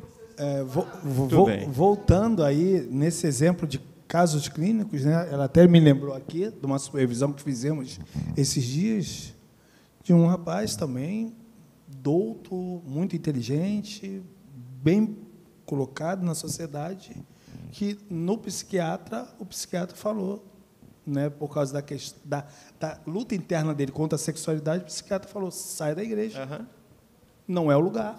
Sim, sim. Patrícia. Eu queria voltar, né, em algumas temáticas, quando a Margareth A gente está finalizando, tá? Última palavra e a gente finaliza. Duas questões. Dos homens, de novo, gente, a gente tem que fazer sempre o exercício de conhecer o que forja alguém ser de um jeito ou de outro. Então, a gente tem uma cultura predominantemente machista, então, que o padrão de comportamento masculino está muito definido, né, como o homem tem que ser desde muito pequenininho, e para o homem é distanciado a possibilidade dele ter expressões de sentimentos, porque isso é mariquinha, mulherzinha, e aquela, posso falar? Viadinho, né? Essas são as expressões que a gente ouve. E aí, quando a pessoa tem que lidar com as emoções, ela não sabe lidar. Ela não aprendeu a lidar. Uma coisa que eu tenho achado assim, lindo, né? Eu tenho falado isso nas supervisões, na sala de aula, com os meus alunos que vão ser psicólogos, é que, assim, por exemplo, o Pedro fez aniversário essa semana, os amigos escrevem texto e falam, eu te amo. Ele faz isso, né, tranquilamente. Essa é uma geração que está vindo já expressando o amor, falando do amor. Eles se tocam, os meninos, os amigos. Ontem lá em casa tinham 8, 9, né, Pedro? Eles se tocam, se aproximam. Isso é uma coisa muito nova, eu não sei se é da realidade, quer dizer, eu sei que é, da realidade onde ele está inserido, né? A gente fez questão que ele estivesse numa escola que tenha esse olhar, mas isso não é algo comum. Então, você pensa uma pessoa hoje, com 50 anos de idade, que o pai fazia questão de manter um distanciamento, não podia tocar, no filho era no ombro, a menina não, menina, todo carinho, todo cuidado, e o menino tem que ter todo o distanciamento. Como é que ele lida? Outro dia eu vi esse ator, o Alexandre Nero, falando que o filho dele, pequenininho, começou a perguntar para ele questões emocionais, e ele se viu assim, totalmente ignorante. Ele falou, não sei lidar, eu não sei o que falar, não sei como lidar, eu não aprendi isso.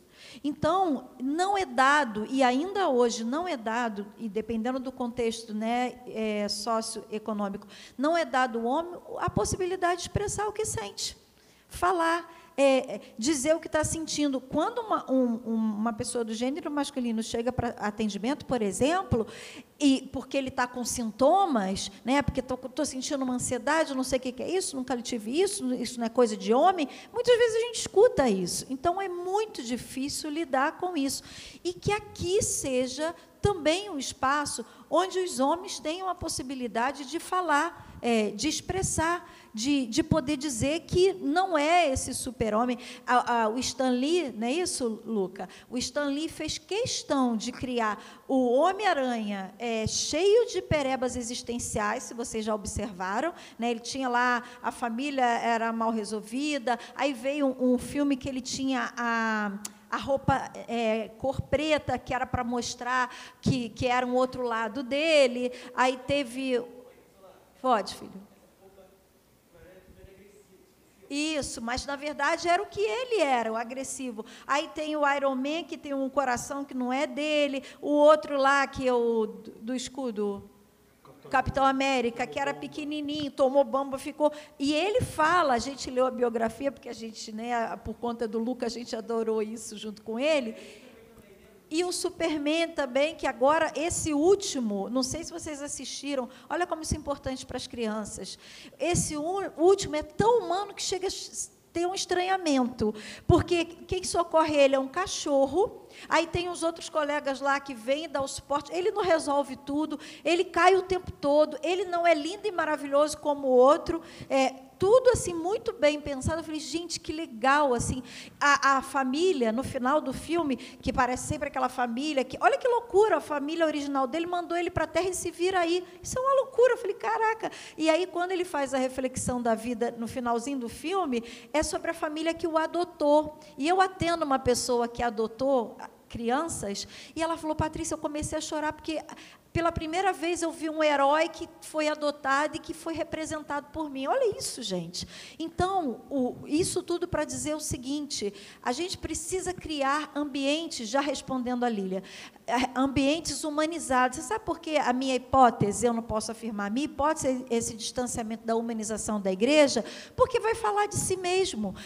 Quanto mais eu falar da santidade, eu me distancio de mim mesmo e não quero também enxergar a mazela existencial do outro. Então, quando eu falo do próprio Cristo na igreja, eu falo sempre do super-herói, desse nível, não do Stan Lee, né? Mas desse super-herói, do Salvador, mas nunca da condição dele enquanto humano. Então, as igrejas que querem isso, que é a manutenção desse super-herói, de alguém que salva e distanciar da questão existencial. Não vamos tocar nisso não, porque isso é do demônio, isso aí não, a gente não trata aqui, você vai dar certo, hora que melhora, não tem essas frases feitas? Hora que melhora, Deus tudo pode, quer dizer, não existe espaço para a dor. Eu não posso chorar, eu não posso sofrer, não existe espaço. Quer dizer, a igreja que seria o lugar do acolhimento é o lugar da vitória. Você consegue, vamos lá, vamos investir que vai dar certo. Ou seja, aí não dá certo na minha vida. Cara, tem alguma coisa errada comigo. Sem contar que na cultura atual, de modo geral, e na igreja é muito presente, é o indivíduo, não é a sociedade. A psicopatologização que existe é sempre o problema do indivíduo. A empresa é uma empresa adoecida, mas o problema é o burnout do carinha lá que não conseguiu dar conta. Então, o irmão que está vivendo uma família desorientada, desorganizada, é porque ele não deu o testemunho certo para os filhos. Então, não existe espaço, porque eu não quero lidar com isso. Essa é a minha hipótese. Eu não quero dar conta disso. Então, vamos lá para o campo da eu posso, eu consigo, Jesus é meu herói, e você vai vencer, os cânticos. Hoje mesmo a gente já cantou um cântico aqui, eu não sou do mundo, não. Cara, eu sou do mundo e muito, sabe? Porque, gente, se a gente está falando da humanização, vou cantar não sou do mundo, não, que isso? Aí me dá a sensação que... Quem falou? O Danúbio da arrogância. Porque eu não sou do mundo, não. Então, o outro lá é do mundo. Eu não sou. Eu sou tanto quanto ele. E as minhas mazelas, às vezes, são maiores que a dele. A diferença, talvez, se é que exista, é que eu criei a ideia que sou filho de Deus. Gente, uma coisa que o meu pastor marido tem feito, eu gostei desse negócio, na ceia, é para todo mundo. assim, eu fico com vergonha de pensar que alguém fala, você não está apto para tomar a ceia. Gente, você está dizendo que você tem uma capacidade, assim, acima de todos, de avaliar a capacidade que o outro tem, porque ele está, sei lá, vou falar mesmo. Examine-se, pois, o homem a si mesmo, né? Pois não seja avaliado pelo outro. A si mesmo, não é o outro. Mas fulano está transando sem casar. Gente, não tem mais espaço para isso. Agora já rasguei mesmo, já falei tudo, vou falar. Não tem mais espaço, tem muita gente. Olha, a gente está trabalhando com dores profundas. Tem pessoas que eu fico assim, meu Deus, será que semana que vem eu vou estar com essa pessoa? Porque eu não sei se ela vai estar viva, se ela vai aguentar. Ela vai se suicidar, a hipótese está sempre ali. Hoje de manhã eu estava aqui, mandando uma mensagem para uma pessoa que está lá do outro lado do mundo, lá na Europa. Então, e a gente ainda está questionando esse tipo de coisa. Não dá mais tempo. As pessoas estão gritando por ajuda, por suporte. Isso me deixa angustiada de pensar, entendeu? O quanto a gente, como igreja, não está vendo que tem um monte de gente mazelada morrendo e a gente está se preocupando com essas coisas, com a orientação sexual da pessoa. Gente, o que está acontecendo com a gente? O que aconteceu com a gente? O que a gente fez com a experiência de Jesus? Não dá mais tempo para a gente pensar nessas coisas. Para ontem, a gente entender que o lugar da igreja precisa ser uma igreja que realmente acolhe, liberta e que olha para si como sendo uma igreja que precisa todos os dias rever as suas mazelas. Então, arrogância, isso não pode caber perto da gente. Como que se aproxima de alguém? Foi o único lugar da minha vida, eu falo isso, alguns aqui sabem, que eu ouvi um dia, seu filho é demente, foi na igreja. Nunca ouvi isso em lugar nenhum. Foi na igreja. Isso me magoou profundamente, mas isso me fez ser a pessoa e a psicóloga que eu sou hoje.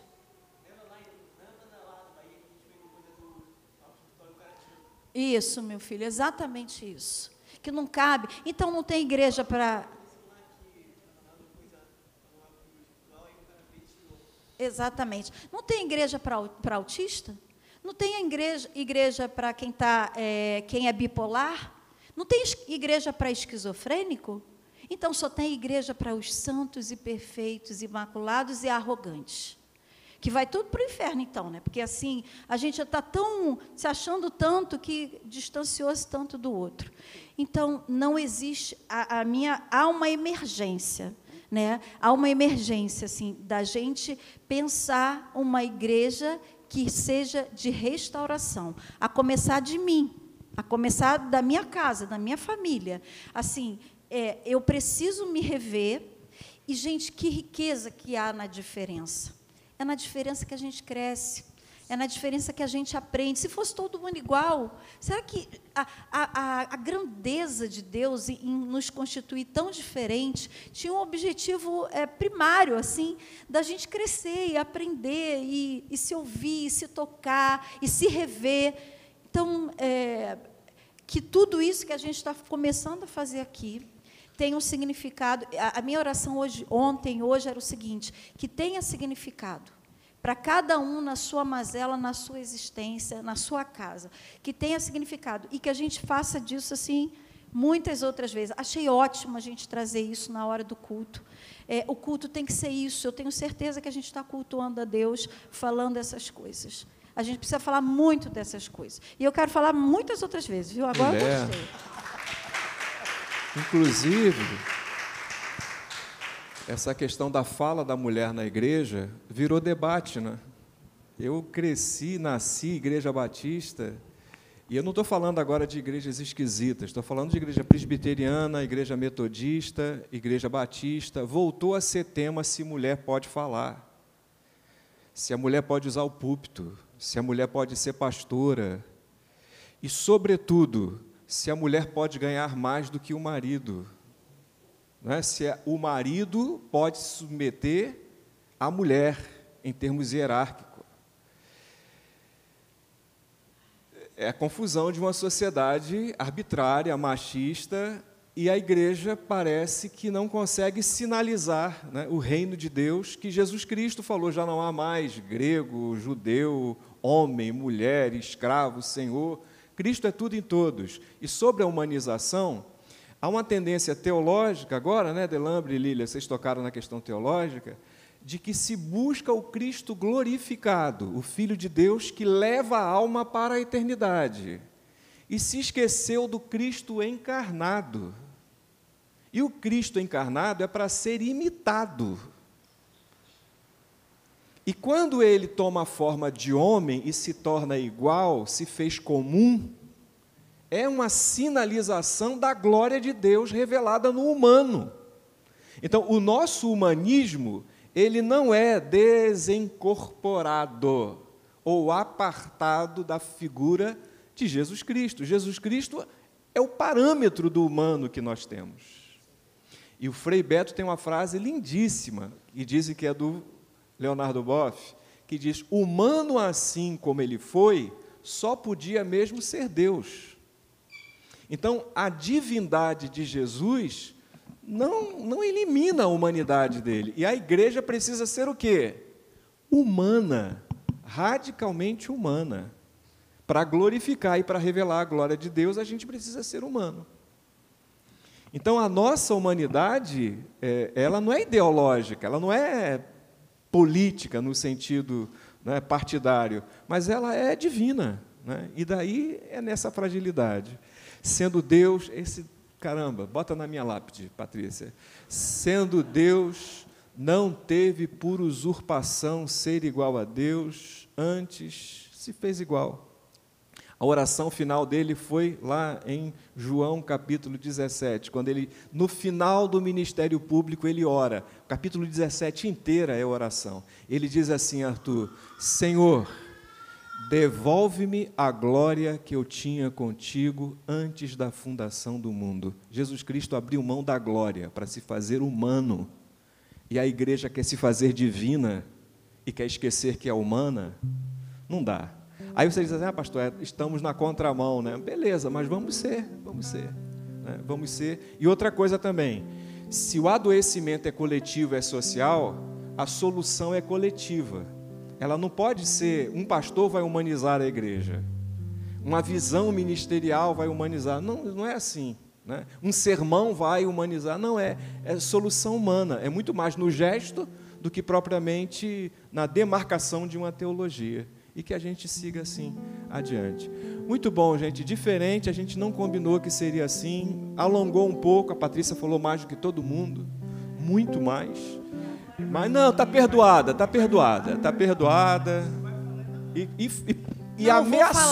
E ameaçou que vai falar mais. Isso é uma ameaça. Não, vou falar, porque semana que vem, às 3h, aqui no sábado, a gente vai fazer o primeiro chá das mulheres. Que isso? Mas, assim, depois de hoje, cara, o chá de todos. Eu acho que não pode ser só das mulheres, sabe? Então, é um momento que a gente... Vou falar sobre autoestima, né? Vocês vão, quem não cansou e quiser me ouvir de novo, vai ser desse mesmo modelo da gente interagindo. Então, e é uma maneira que a gente está querendo criar a ideia de comunidade para além do culto, né? Para a gente ficar junto, para a gente rir, chorar, brincar, se divertir, que é um primeiro passo. Então, às 3h na semana que vem, convido as pessoas, agora não só mais as mulheres, convido as pessoas para estarem aqui, para a gente... Peraí. Para a gente conseguir ainda prolongar mais essa nossa vínculo, nossa intimidade, que eu acho que vai ser muito bom. Adoro a mão assim, como se fosse empurrar. O que vai fazer o Ramiro? O Ramiro vai dar uma ajeitada nessa parte aqui, final do debate, e vai ficar disponível na internet. Manda para alguém. Diz assim: olha só como é que a minha igreja é esquisita. Fica lá com a gente. E aí convido o pessoal para estar com a gente, o pessoal que nos visitou, Deus abençoe. O Vicente, cara, o cara é herói, não é? Ele é herói, cara. Ele ficou aqui, resistiu, ouviu tudo, aprendeu, né? E olha, maravilha, né? Maravilha. Muito bom estar perto. Vamos ficar juntos, vamos dar um abraço em alguém, Arthur, e assim a gente está finalizando. Quero que valorize o que você tem. Você é um ser, você é alguém tão importante para Deus. é de ficar sofrendo angústia e dor nesse seu complexo inferior, dizendo às vezes que não é ninguém. Eu venho falar do valor que você tem.